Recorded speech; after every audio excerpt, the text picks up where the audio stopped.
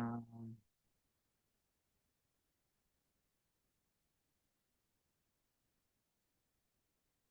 all right. Hi, everyone. Today is Tuesday, November 25th, 2025, and we are very close to Thanksgiving. I'm Jeffrey Morgan, and this is a talk I host twice a week to discuss my experiences on the path of soul transcendence. I offer this work through the movement of spiritual inner awareness with the encouragement and support of my friend John Morton, who holds the mystical traveler consciousness, which is the spiritual consciousness that allows us to do the work that we're doing here today. If you're new to the call, the format is simple.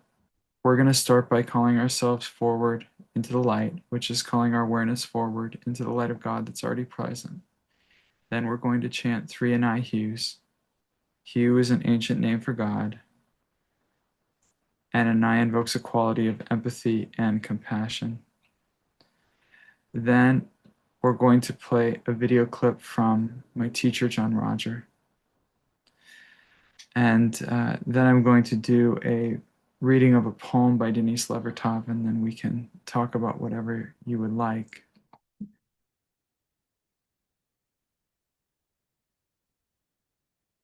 So if you'd like to gently close your eyes.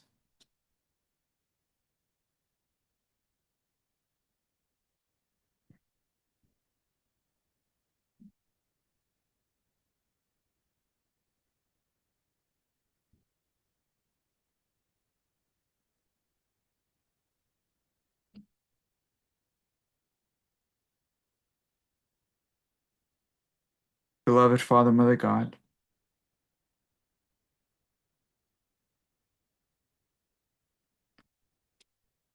we call ourselves forward into your love, light, and sound. And as we reach up into our higher form, we ask to be filled, surrounded, and protected by the light of the Holy Spirit and the light of the Christ. And we ask for this, Lord, with love and understanding, asking that only that which is for the highest good will take place here. We open ourselves to receive at this time of the guidance and the healing and the clearing of spirit, asking that any karma or negativity that can be lifted be taken into the highest realms of light and dispersed into the nothingness from which it came. We do this session in the presence and under the guidance of the mystical traveler consciousness. And we ask this consciousness to remove any doubts, fears, or any negativity that would stand in the way of what's been prepared for us. And we ask all of this for the highest good. And at this time, we send that loving essence out from within the deepest sacred center, out into every cell of our body and into the world around us and into the planet and into the universe. And we ask that all beings everywhere be filled with joy and peace.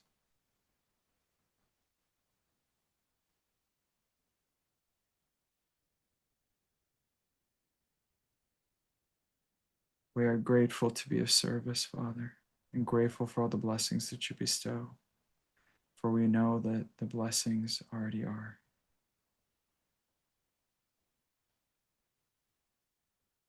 And above all, we know that your will is done, and for this we give our thanks. Verish Beshan.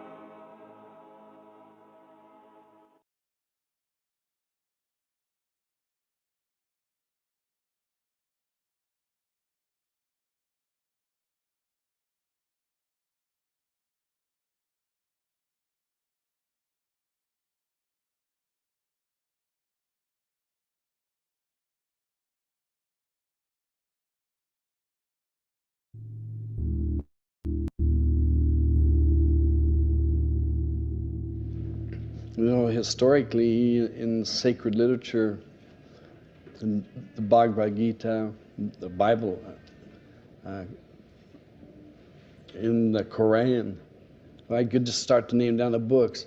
There's always the mystical experience when a cloud appears or a mist appears.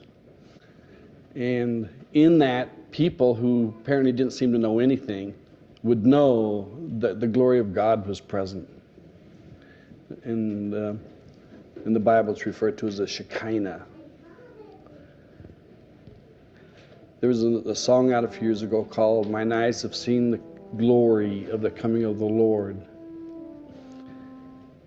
And it seems like people have made it an invisible quality, not able to be perceived by us.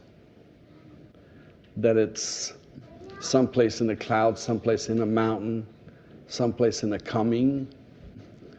I don't know if it's in a going. Yeah, it is. There are statements where it said they've gone to glory. Those people have all been wrong. Because the soul, mankind, is the glory of God. We are, as difficult as it is to take in, and even as more difficult as it is to say it, we are God's highest manifestation of His own consciousness in the Spirit.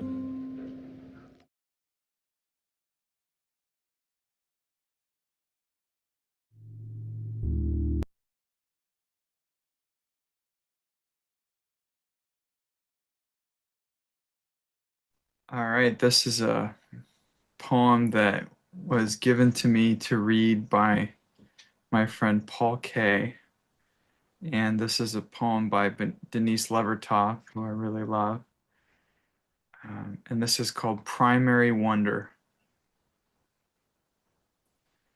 Days pass when I forget the mystery, problems insoluble, and problems offering their own ignored solutions jostle for my attention.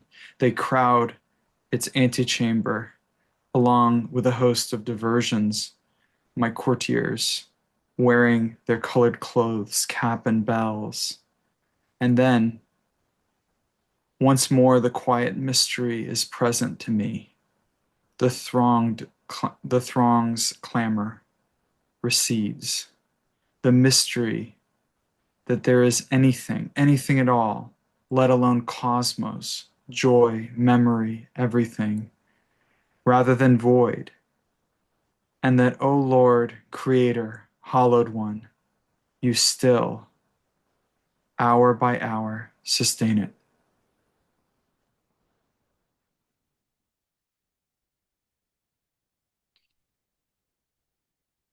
Well, there you go. I like her. She's a good poet.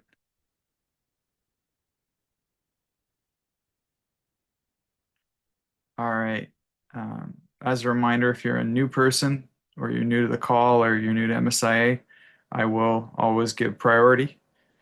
And if anybody has anything to share, I am available.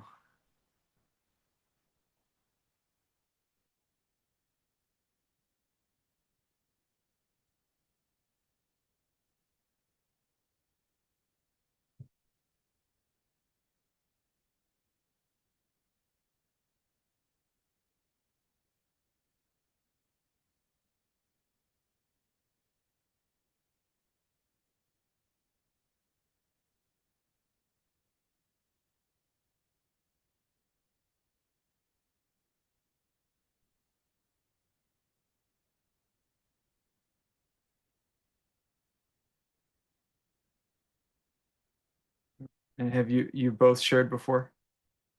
Oh, we'll go with Jacqueline first then.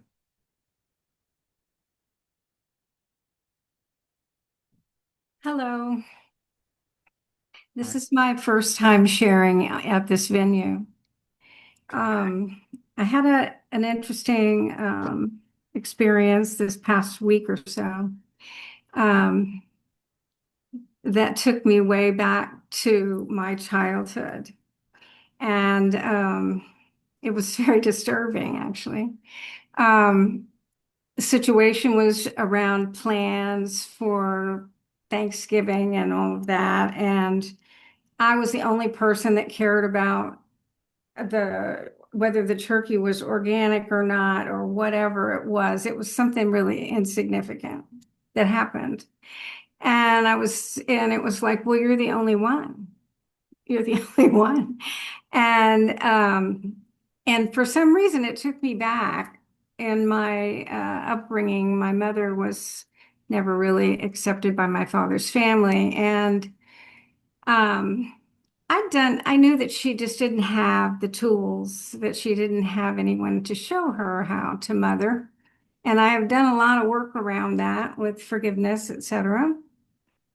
But I have a cousin that lives near me now who is quite a bit older, and she remembered all of the dynamics. I said, "What do you remember about this?" And she said, "Well, your mother was so insecure that she thought that you were the ticket to acceptance by the family, the father's family.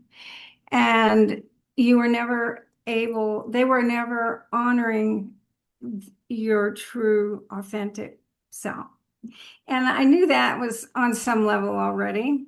And yet it threw me into this isolation and Oh, pain that I haven't experienced in many, many years. It was uncomfortable. I tried to work through it with some forgiveness of self and others. And I did process it with the person that was involved. We both went to USM together. okay.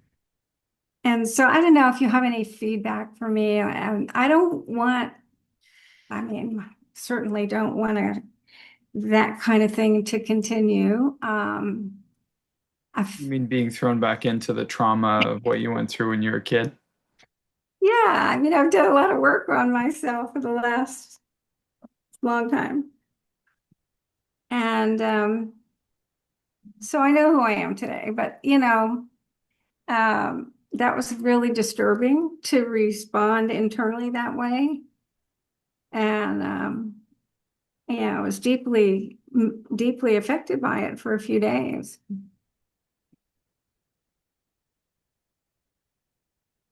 When you do forgiveness, how are you approaching that? Just out of curiosity, like what how do you look at the situation and how do you unpack it from a forgiveness standpoint? I tried, first of all, to see my part in it and what my judgments are around a Okay. situation or a person. And Okay. then, you know, what's the truth? And, forgiving myself and for any judgments that I might have around other people or myself. And just stating, the truth of who I am today. I know, and I try to keep it really simple most of the time. I'm pretty easygoing, and I feel like, my job is I'm here to love, and I live my life like that. So this was really jolting for me. Yeah. I mean, I've certainly had that experience of feeling jolted, and oftentimes the reason I'm asking you about your approach is like I'm getting very practical with you, Okay. to give you just some food for thought or some stuff to work with potentially. Um, Oftentimes the way we build our forgiveness approach is built on what we think occurred, and therefore a fixed sense of my role, someone else's role. So you're always analyzing what were my judgments, but you're analyzing what were my judgments from the my that you think that you were at that time and the role that you think that you had. So it's like, in a sense, it's fixed. When in reality, all humans, as far as I can tell, contain multitudes. It's like Walt Whitman would say, right? Mhm. Um, and what that means is the totality of human expression is present inside of you.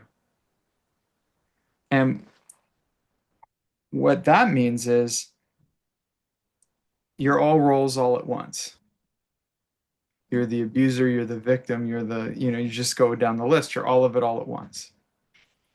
What happens is we experience through the filter of a fixed role differentiation that says, I'm this, I'm a victim, or I'm a something in relation to what occurred, or I'm an abuser, or I'm an outcast, or I'm a whatever. And then we start to attach physiological responses to that. And then it builds over time. So sometimes the only way out of it is to completely, it's like shaking up the snow globe. You just kind of you kind of got to just shake it up and see where everything lands, which means what if it was completely different than I saw it? Which brings me to the second point, which is oftentimes I've noticed that because one of our primary purposes for being here is learning, often when we miss the lesson, the punchline, whatever you want to call it, often we will miss that key, whatever that key may be, and that is the source of the trauma, actually. And I know that sounds strange, like it's this one detail that might be missing. So for example, and it's a truth, like a truth that's missing. So you would have done processes where you started to say, and the truth is, you do the forgive, and the truth is, I'm talking about something even more transcendent than that, like a truth that transcends roles Right. Right. and and the story. And it sees something else like a perfection and a fullness. Mm. I had that experience several times where I was just sick and tired of I would every time I would somehow get myself pulled into that consciousness of trauma of whatever it is that I thought occurred, and it was horrible every time. Every time, It's uh, just, huh? it's kind of like I don't belong. I don't belong here. It was always like that. So, and it was very confusing. Yes. So the I don't belong here is probably because of this. We have this amnesia that comes upon the basic self at around age 7, Hmm. and we get real confused about why certain things took place. Now, when we're really young, we go, here's the life plan. I know exactly what this is, why this is happening, who I am, what's going on. Hmm.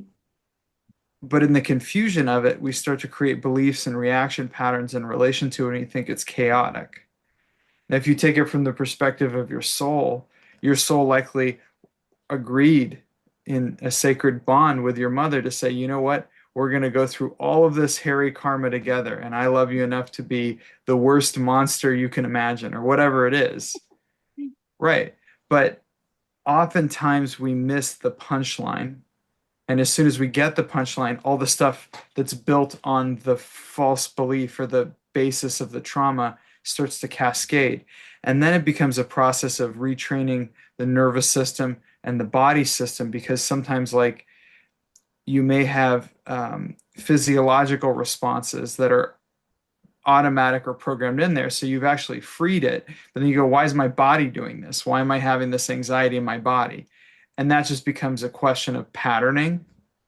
So for me, it has to be a multidimensional approach. Like it has to go down to the cell level, Hmm. all the way up to the highest spiritual level I can work with.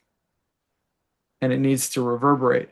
A lot of people work from the chin up and they think, oh, that no, I don't have to worry about those lower parts of the. Hmm. But my experience is stuff doesn't really stick unless you can work deeply into the consciousness that way. Well, So I finally said, uh,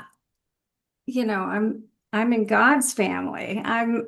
You know, I belong wherever it is that I am. Nothing changes as far as that's concerned. I think that's a great affirmation. And I also think that there's something in your basic self that got programmed into I don't belong here as a an effective directive, as something that Right. helps you get a result, whatever that result may be. Mm-hmm. It's like some people, I worked with somebody who they got it patterned in that being really negative and pessimistic was how to get love from their parents. Mm. So their natural response is pessimism because it's the same as them saying, I really love being loved and accepted by my parents, because the love language in their household was pessimism. Right. Well, I was a burden.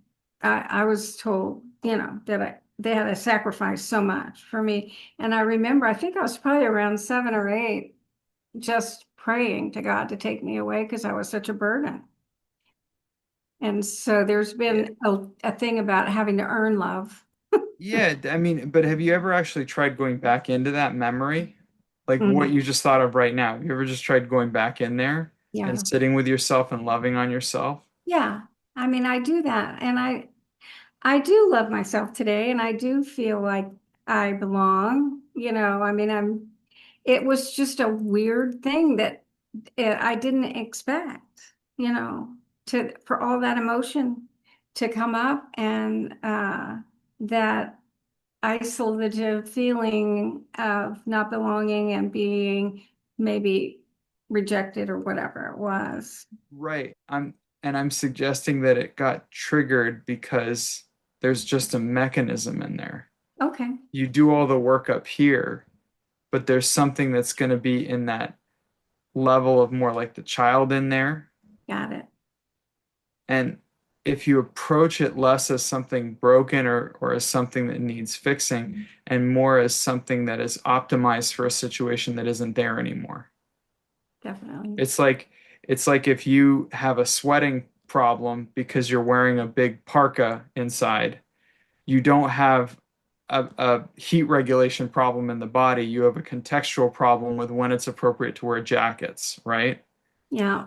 So like you have a directive that's ingrained in there that says feeling like a burden gets me what?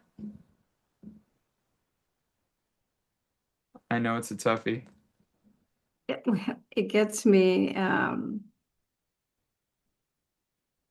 feeling responsible to earn love, I guess. Yeah, Not I enough, almost felt like not worthy, not worthy. there's almost like if you can take on the role of judging yourself and feeling like a burden, then you actually are strong and in control in some way. Oh, I think that one resonated a little. yeah, makes Yeah, sense. so it's weird. So you go in and go to the little girl and say, "Hey, I've got a better way for you to feel strong and empowered." You don't, it's kind of like if I've known people who, in their household, as a protection mechanism for the slings and arrows of outrageous fortune in the world, they just said the nastiest things to each other. But they didn't interpret it as anything but healthy because it was like, well, the world's going to be even worse to you. So I'm toughening you up. And at Oh, least you're getting this from someone who loves you and not someone who actually wants to hurt you out in the world. See, it gets real interesting. hmm, understood. But see, it's counterintuitive because like something shifted in your energy when I said, "Oh, you feel empowered and you feel strong when you can be the one to condemn yourself rather than being a victim to their condemnation." Something shifted in your energy, so it's like that's what I'm saying. Oftentimes, there's a missing piece that when you go, "Oh, got it. That's why I'm doing that." Hmm, makes sense. I mean, I was the only kid. There was nobody to bounce it off. Yeah, Yeah, and there's nothing wrong with feeling strong and empowered. You right. just need to shift the strategy that you have ingrained in there. Because most everything that we do behaviorally is tied to either the completion of a memory action, like could be a karma, trapped emotion, could be genetics, and or most everything that we do is part of a strategy or directive that was set up for very legitimate purposes. Like I want to feel belonging, or I want to feel loved, or I want to feel safe, or I want to, you just go to like Maslow's hierarchy of needs. Right. When you start relating to your consciousness and even the negative feelings that you have as, oh, this is part of a strategy for something, Ah, then you go to the root of it and you go, oh, this is how I used to do empowered and authority right now, like regaining my authority and power and all of that and control. I right. don't want to do that anymore. Let's reconfigure that. But see, it's very easy when the pain comes in to go back into the story and go, oh, I need to do forgiveness, rather than go, oh, in the, in the basement of my consciousness, it's very Jungian, in the basement of my consciousness, I have a bunch of, you know, doohickeys and whatchamadoodles that are designed to do stuff that I don't want to do anymore, or that I don't want to do that way. Right. It doesn't mean they're wrong. It just means they don't work anymore. So then it just becomes a process of how do I recalibrate and how do I release? Not from a story perspective of how do I heal the hurt, because you already did the heal the hurt. That's why you're so confused. Like, why did I get pulled back into that? I spent all those years doing healing the hurt. How am Right. I getting pulled back into that? Well, you're not really getting pulled back into that. You're getting pulled back into a mechanism that was never addressed, because you addressing the forgiveness in the story is not the same as you addressing the simple mechanism in your consciousness that reproduces that. So would that be working with my little girl, or what would you recommend? Yeah, but I would modify the little girl metaphor, because for the basic self, it is very healthy to work with tenderness and loving with the basic self. Yeah. And also to have an understanding that the basic self is responsible for the subconscious, the psychic centers, the autonomic nervous. You just go down the list. It's like, oh, got it. So it's the supercomputer with the innocence of a child. Got it. It's a supercomputer with the innocence of a child. So this thing has a lot of power over your life experience. The authentic self. No, no, I'm saying the Like, basic self, that little girl dictates a lot of how you experience things. right. So we have respect for that. And oftentimes they mean well. I mean, I would say all the time, it's like they're just trying to follow orders and do a good job. But you can go in there and be like, okay, so let's break down. Why did you create that one? Did I tell you to do that? When did I tell you to do that? What was the context? And you talk to her and she breaks it down. She said, well, when we were in this situation, mom said this and dad said this, and then you said that, and then you said, I'm never going to let them be the one to do this again. I'm going to take control of my life. And I said, okay, great. I'll always make sure you're the one who says it first. Got it. You see, it's like, and then you go, oh, okay, I totally get it, totally get it. Okay, now I don't want to be the one that says it first anymore. That's not important. Let's come up with a better way to have the experience of empowerment and reestablishing authority. You get what I'm saying? Yes. So it Yes. becomes a collaboration and a negotiation with parts of your consciousness, but it's very tempting. That's what I was trying to tell you. Like, it's very tempting to get pulled into I don't want to say the drama of it, because I think there is a place for the catharsis, the gestalt, all that kind of stuff. There is absolutely a place for that. But I know from your just now and your sharing and even looking at your energy, you've done that. You've really made a practice of that. So that's I'm talking to the place that might be under the surface, because if you think about it, it's like there's things there's like events that get your attention, and then underneath that there's patterns, and the Right. patterns are like, if you're observing and you recognize the same thing keeps happening over and over and over again, then you may go deeper and you start to understand the structure, and then you may go deeper and you start to understand the paradigm, and if you can go even deeper you may start to understand the identity. If you Mm, go even deeper you might just find the one that's watching all of this. mm. So that's what I'm saying. We're dealing with more structure at this point, the Okay. structure of your experience. But please understand, it's it's a fishbowl. You're not going to see the glass. You're going to bump up against it, but you're not going to see it. And you'll be real confused because you thought you were in open water. So we're talking about the stuff that, because the stuff that you are consciously aware of, you process through what you talked about and the forgiveness and all of that.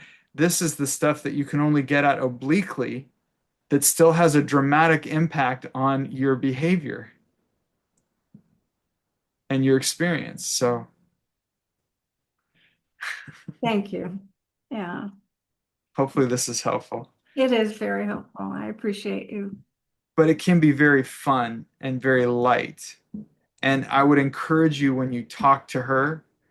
Mhm. I mean, I just have the highest respect for the basic self and the complexity, but I would have almost like a playfulness or a lightness where it's like, oh, you're not like, oh, why did you do that? It's not like that. It's like, oh my goodness, that's so interesting. And what did I tell you that we were supposed to get if we did that? And what you get what I'm saying? Like it's like you're talking to a little 5-year-old trying to get them to talk about their day or something.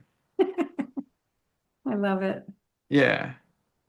I mean, Thank you can also get to it through things like controlled kinesiology testing and things like that. That's another way to access more through the subconscious. you. But you can also do it through the metaphor of the basic self, the child within, all of that. I love it. Thank you. All right. Great to talk to you.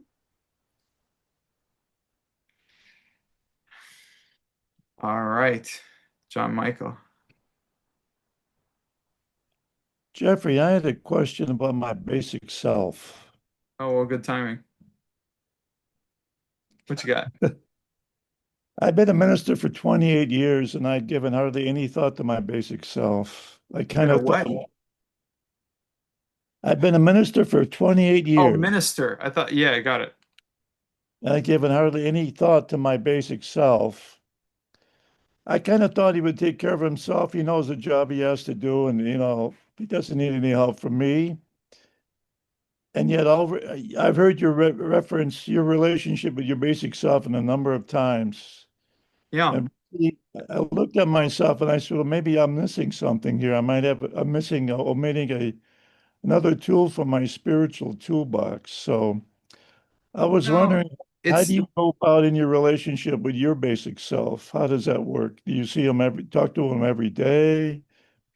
I Like, don't have, it's less of, so I think that people who are more of the mental persuasion or like visual metaphors will relate to their basic self through imagery and things like that, which is great. Because I'm auditory kinesthetic mostly, though I can fake visual. Because I'm auditory kinesthetic, I often do it through gut sense or feeling because there's a strong level of intuition that people will go like, oh, spirit's guiding me. Spirit gave me the sense that anytime you say sense, it's like if you can feel it, it's probably a basic self level sensing. Because a lot of people get intuition through their basic selves because basic selves will talk to other basic selves, will talk to David forms, will talk to whatever's around there. So it's not, I think that whether or not you consciously relate to your basic self or not, it's influencing your experience more than you can probably imagine. I So have a sense of that, yes. yeah, it just it kind of doesn't matter in a sense. It kind of depends on what your intention is. Um, I'm playing with the idea. I kind of did the tough it out, and I really like me working with my basic self. I was very much like he's a tough guy. He's got it. We're good. Like, I didn't, and people would always say this ridiculous stuff like my basic self told me to eat a stick of butter and like, they do stuff like that. My basic self says that we need candy, you know, that's fine. Of course, and basic self often says we need more sex. That's something the basic self will do too.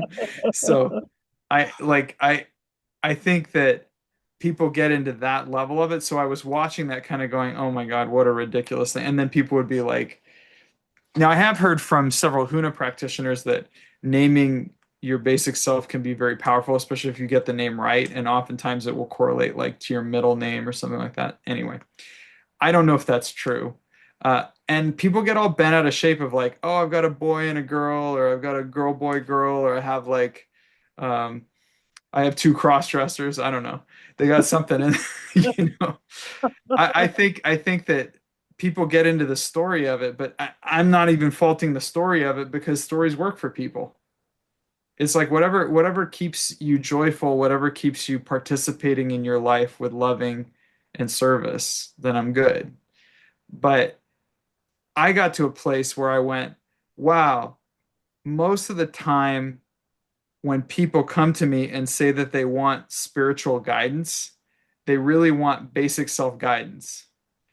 And most of the time when I don't like an experience that I'm having in the world, it emanates from the basic self level because most of what we experience is memory.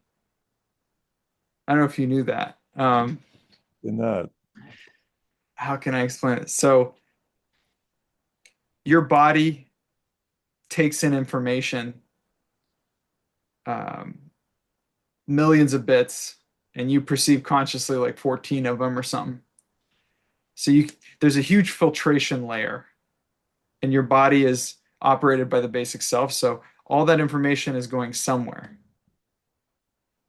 And then you'll also have a source of information in the form of a karmic field around you that is the information of which in your life plan is fed indirectly by the Akashic record, which keeps track of your deeds, misdeeds, all that fun stuff, the credits and debits, so to speak. And that is, you could say, a form of memory because that information passes through the basic self as well in order to effectuate it. It's like when I don't know if you've ever been with somebody who's in a karmic flow. So like when they're in a karmic flow, you would try to convince them not to be in a karmic flow, and they'll look at you like you're crazy. And then Right. afterwards, they'll tell you, why didn't you tell me not to do that? And you'll be like, I did tell you not to do that. And it's like, why didn't you try harder? And you couldn't have convinced them to not do the stupid thing that they were gonna do because they were in a karmic flow. And the problem is most people see the conscious self that we experience right now is designed to be an interface for the soul to experience choice. And the biggest choice we get, the decision we get often, is where to place our awareness and where to place our intention and attention. So what we don't realize though is that a lot of the scaffolding of how we process information isn't coming from the conscious level. There was a laboratory experiment I think in the late 70s that showed that people, they were they had these sensors tied to the brain, that there were parts of the body that knew the person made the decision before they consciously made the decision. So it was like a full couple seconds before they made the decision. They already knew they choose red or blue. They already knew which one they chose just by nature of the body reaction before the person ever consciously became aware of making the decision. And there's a lot of research suggesting that a substantial portion of what we call agency and free experience and autonomy in the mental level is really driven a lot by the subconscious, which is also, in my experience, under the jurisdiction of the basic self. So Wow. you think about that. Yes, the conscious self is an interface and we get to experience choice. Now, whether or not, now you could say we really need to differentiate between free will and free choice. If we exercise free will, in a sense, when we choose the life plan, that we're working with, that the soul is working with the karmic board and the high self to basically come, and spiritual advisors to come to the optimal growth plan for that life, to gain the experiences and to complete the debts. But once we're in that field of karmic completion, on a physical conscious level, we have a range of possible choices. And everybody knows this. This is kind of clear in that sense. Like, that's why, to a large extent, I tell people the only real freedom comes from the sound current. Most of the apparatus or apparati, whatever, of how we experience, most of the equipment we use to experience down here is subject to cause and effect. It's karma. Even the thoughts in our head, karma. Now, the thoughts that come when we clear the memory and clear the junk and we get inspiration and we don't know where that comes from, it comes from spirit, that will emanate from the soul or from the high self or from spirit through the Holy Spirit directly into our consciousness, or that'll come from spiritual guides, or that'll come from the mystical traveler consciousness.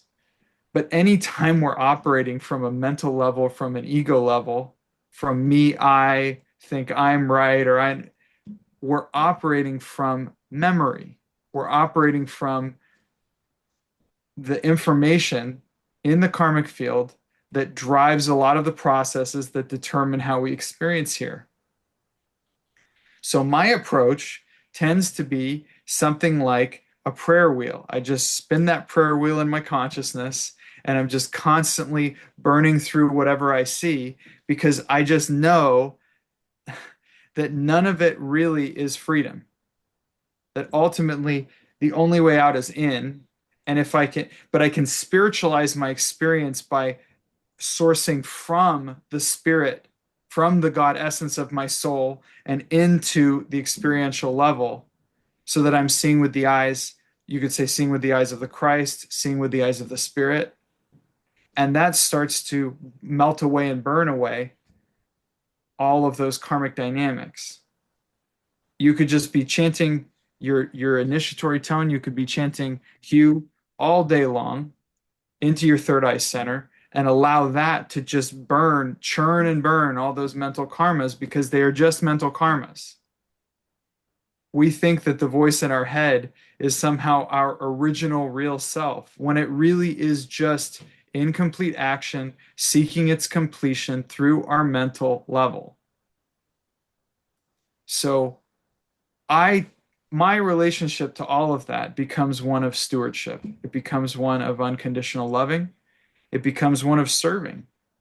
If I can reference as the spirit, God essence of the soul, and I can relate to my life from that perspective, I'm no longer at the affect of the ebbs and flows of my karma, and instead I become like what I describe as the gardener tending to all the different vegetables of my karma.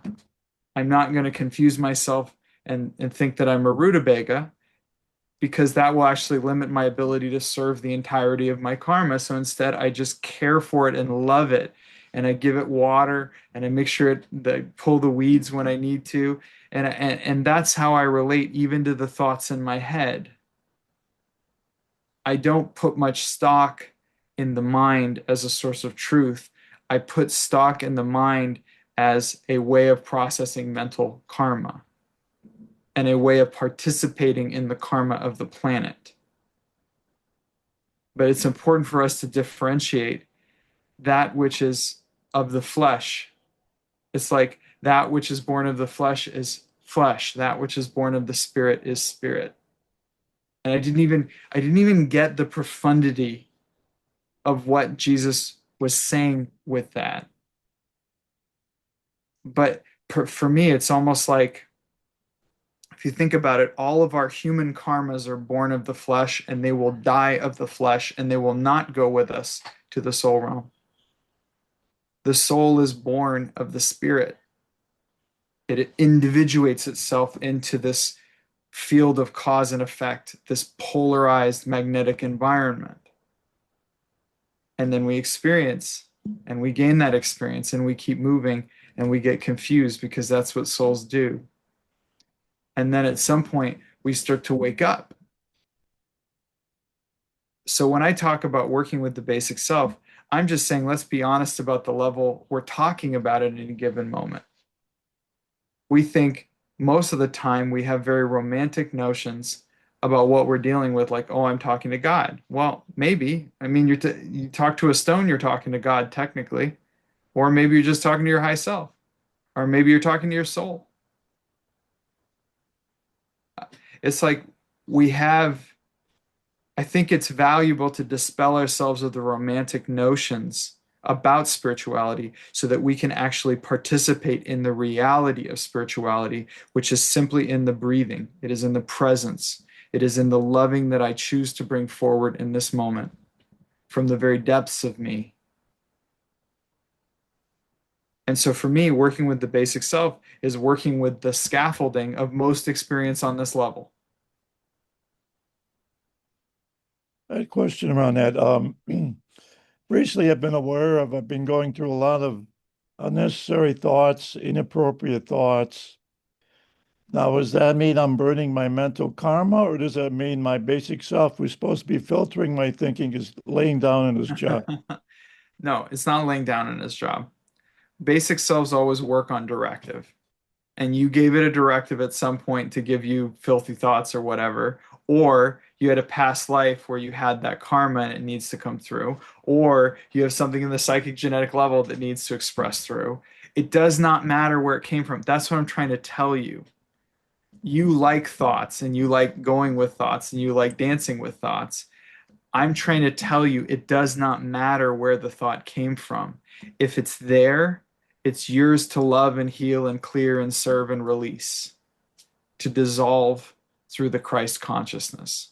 It's the completion of it. It's the thought comes in or the thought appears and you simply bless it. You just simply listen to it. Or it could be a part of you that feels ashamed for the dirty thoughts. And it could be a part of you that got patterned in when you were a teenager where you felt ashamed because your parents were Catholic or something. I don't know. So like they have all that going on. And then you're like all those times going, but I really like to masturbate and I feel terrible. So like then maybe you get no, maybe you listen to that and you go back in there and you help heal the boy that wanted to masturbate and felt like he was going to go to hell because of it. And you go heal that. But you see what I'm saying? That's stewardship. I do not, there's nothing broken to fix. There is simply a set of actions that we are given to complete and a set of lessons we are given the opportunity to learn. And when we reference from soul consciousness and soul essence and spirit, we walk through the karmic experience joyfully. Now Well, I say that, because I've gone through, it's like when I go through something, it is intense.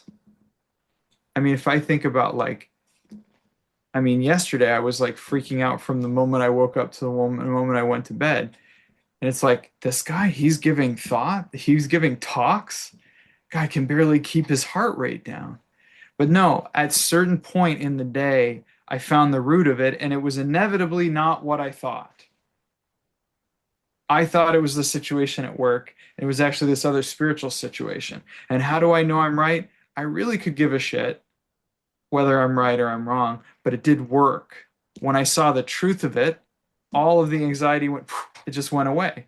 And I went, oh, guess I was real stupid banging my head against that work situation all day. It was always this.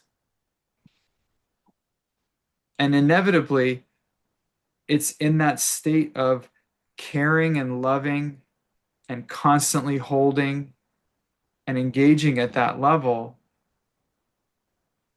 that we are shown those ways of loving and supporting those parts of ourselves that need it. And we start to understand that we have the opportunity to serve at any given moment. And in any moment, if an upsetting thought comes, that's an upsetting thought that's here for your assistance. It's different. And even the fact that you're saying, oh, inappropriate thoughts, I don't know what an inappropriate thought is. It's just thoughts. It's like inappropriate TV shows. Well, yeah, on a level, but on another level, it's just illuminated crystals light emitting diode crystals, and that's it. Like it's just called, like, our minds interpreting it that way, but it's just light in arrangement. Well, I think the reason it's inappropriate, it brings up shame and guilt in my mind, you know. Yeah, so that's why I was giving you some ideas of where you could go. Well, you were right on about the Catholic thing and the shame and the guilt. That's all there. John, I Uh, know I was right on. I was giving you a hint in a subtle way so it didn't have to be public. yeah, there's no doubt about it. And John, I was trying to be subtle and you ruined oh it. no, It's that's okay. okay. I needed to hear it because I knew it was true in my own mind. So now, so having said that, is there anything I can do to enhance my relationship with my basic self, or am I right on right now and not worry about it, about putting any more attention on it? I think just place your attention on being that healer, being that caretaker of your consciousness. So you want me visualizing my basic self as this little boy bouncing on my knee, and then me trying to treat him as a little boy, and Only if that works for you. What I told the last person was supercomputer with the innocence of a child. well, that's quite a range. Yeah. Watch a sci-fi movie, you'll find one. Jeez, I have to think. I would just, maybe just cool this part off, right? The mental part, yeah. No, the mental masturbation part. Oh, yeah, yeah, Yeah. If it's not one thing, it's another. I think that it's totally okay to just laugh at it. It's totally okay to just dance with it. It's totally okay to just love on it. Whatever it is that comes to your mind, rather than analyzing the analysis of your analysis or something like that, your layer upon layer of meta-analysis of the thing that you think that you thought from when you were young. yeah, You don't yeah. need to do all that. Well, laughing is one of the things I do best, so I can really get in or get put my arms around that one. All right. All right, thank you so much. Okay. God bless you. Thank you. Thank you. All right. Uh, Anderson, you gotta unmute.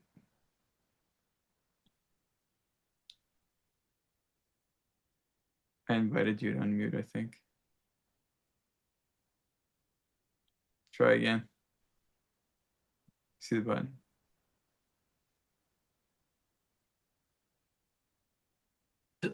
Okay, thank you so much for the work that you do, Jeffrey. Thank you also to my friend, Reverend Elegant, for inviting me to this safe place. So, my question is, does spiritual work begin at my basic self? For example, when I'm breathing and chanting and I heal, and can you teach me techniques so that I can shift my awareness to where I would like my authentic self to be, a place Yes. of love, abundance, peace, light? Um, For me, yeah. for me, spiritual work starts at the conscious self. Um, I can remember my teacher, John Rogers, saying, we save ourselves. Like, oh, does Jesus save it? Well, the first one who saves us is ourselves. And it's when we place our intention. Remember, I talked about the function of the conscious self, Mhm. awareness, directing awareness, attention, intention, Mhm. choice, right? When we choose to seek the truth, when we want that truth more than our next breath, like if we were held underwater, then an entire universe opens up within us called the kingdom of heaven within. And we start to bring our attention into that. From a very technical perspective, I don't know of a way to mental myself into the authentic self. So I think what we can do, it's interesting. There's a wonderful there's a wonderful book that will be very challenging for you and everyone to read if they want to be challenged. It's called I Am That by Sri Nisargadatta Maharaj. I Am That. Well, apparently you want to be frustrated. You can read that book if you want to, but that's fine. Um, but he says that in the beginning, you can't you can't really find that which you are. And in the beginning, you can only know it by negation. You can know what you're not. So two simultaneous processes occur in my experience when you start to enter the kingdom of heaven with a very clear intention to seek the highest truth possible, the highest loving possible, if you see loving and truth as synonymous. Now, consciously out in the world, you start to recognize that you are not your thoughts. You start to recognize, how do you know you're not your thoughts? Because you can observe your thoughts. It's like your roommate in there. You're not your emotions. How do you know? Because you can observe your emotions. You start to notice that you're not these things. You're not a race. You're not gender. You just start to lose identification with those levels, while at the same time, when we do this process where we chant into the third eye center, so it would be like kind of towards the center and here above the brow. So it's deeper than the forehead, but maybe at that level. So deeper, more to the center. Um, when we chant into that third eye center and we connect into this thing called the sound current, which you could relate to as the Holy Spirit or the Word made flesh, it's the Word. That emanates from spirit and starts to bring us back into a reference point that is closer to the true self. Through the process of negation and self-realization in the conscious level, we will change rapidly and start to shed old skins and old reference points. We'll start to notice that we behave differently, and that one day you'll look in the mirror and you'll be like, who is that person? That's not the person I was yesterday. So it can be very powerful. But the most accelerated approach is to simply place the intention on knowing your God essence and chanting into the third eye center and listening for the sound current. And the sound current will manifest as different sounds or different, it's almost like, it's hard to explain. It's almost like metaphorical sounds, because it's never quite the sound. It's like it, but it could sound like this, it could sound like that, but it's always approximate. But so you might hear the sound of thunder or the heartbeat on the physical level, or on the astral level, you would start to hear the surf, like the ocean. You see, and so on. You might hear bells on the causal level. Mm-hmm. On the mental level, you might hear a trickling stream of water. On the etheric, you might hear quaking asps or buzzing bees or something like that in the distance. And then you might... I'm so sorry to interrupt. For a beginner, should I start? For a beginner? Yes. For a beginner, should I start doing the hue like you did? Yeah, kind of. So we chant a nigh hue out now. We're out loud. We chant a nigh hue out loud, but when you do spiritual exercises in the beginning, you would chant hue. Just hue, but you would do it silently. Yeah, what you did the other night was amazing. I felt a light. I felt warm when you the hue sound. Inside. That was terrific. Yeah, you can do that all the time. You can even do that when you're awake. Okay. You can do that when you're like right here. You can do that as we're talking right now. You can be chanting hue inside of yourself into that third eye center. Okay. All right. So I will begin at the uh, basic self, No, breathing. No? it's not. Well, I don't focus on that because Okay. the other one of the big secrets of the three selves model is it's one. It's one experiential apparatus. It's not separate. The basic self is not separate from the conscious self, it's not separate from the high self from the perspective of this life. It's a spiritual marriage. Hmm. So I wouldn't focus on like what self. I would just go keep it simple. Okay. Close your eyes because right now we're doing experiments in spiritual science. So when you're running an experiment, what do? You close the door, you close the window, you make sure there's not a bunch of junk on the table because you're going to perform, you want to have a clean environment to do the experiment.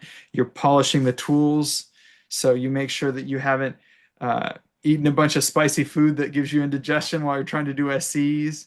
You do things that support you in feeling comfortable and going in. Then oftentimes, so you'll close your eyes gently, holding a very gentle face. I find that frowning actually takes away from the experience.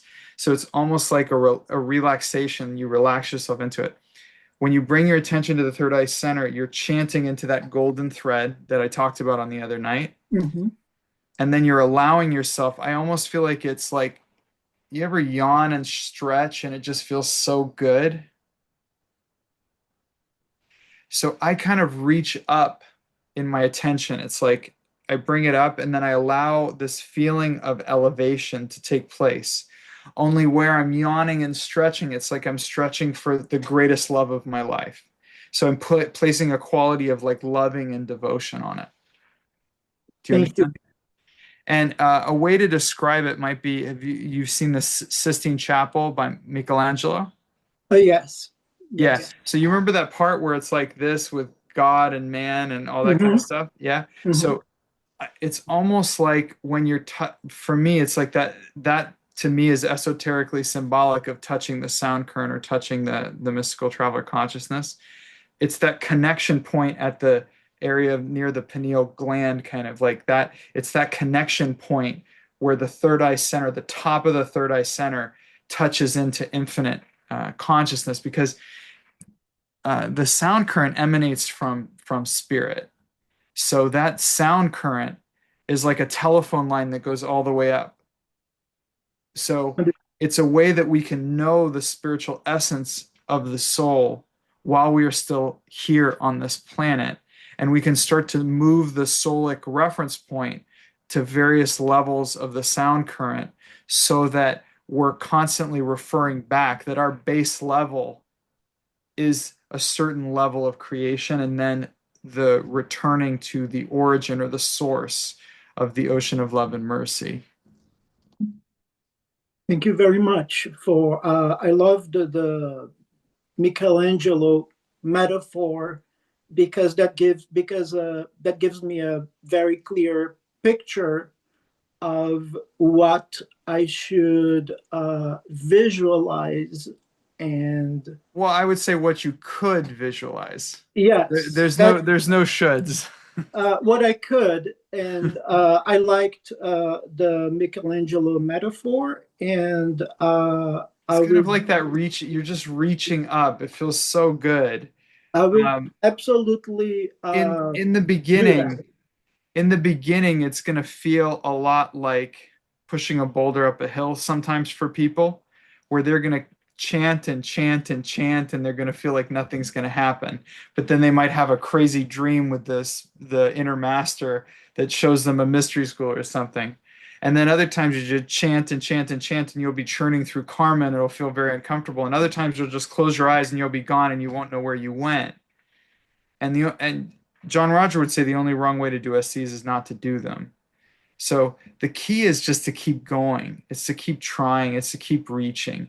That's why I said we save ourselves.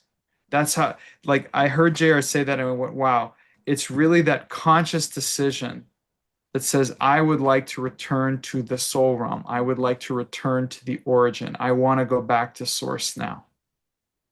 That will not be denied. The price has been paid for the door to be opened and the bridge to be built so that you can do that. So you start chanting into the third eye center with that love and devotion, with that intention of knowing your God essence, that intention of knowing what is most real, what is most true about you and about all of creation. And you start pulling that in, pulling the focus into the golden thread. And at first, it'll feel like a golden thread, like, oh my God, there's a lot of ways to fall off this tightrope. And the mental stuff will come up and you'll start thinking thoughts and go, oh my God, why am I thinking about the TV show I was watching? I'm supposed to be doing SCs. And I would invite you to just go, well, that's me doing SCs right now. You don't have to judge it.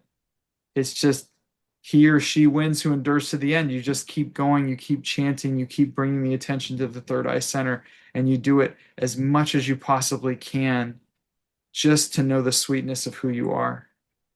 Thank you so much for your explanation and for creating this safe place of worship. I appreciate it. Yeah, and I'd love if somebody could, I don't know if somebody could post, there's a link to an explanation at msia.org on how to do the Hue meditation or Hue starting chanting Hue. I have already started. I know where I have You explored got the the link? website and I have read Journeys of the Soul. So I'm Wow, not well done. as much of a beginner. I am The trying other to good connect. the other good book you might like is Timeless Wisdoms. That's a really good primer. Okay. Thank you. My pleasure. Thank you for the great question. Thank you for joining us. And all right. Well, I'm gonna hit the road. I'm actually going to a destination Thanksgiving. So wishing you all a beautiful, thankful Thanksgiving. And yeah, God bless you. I love you. The blessings already are.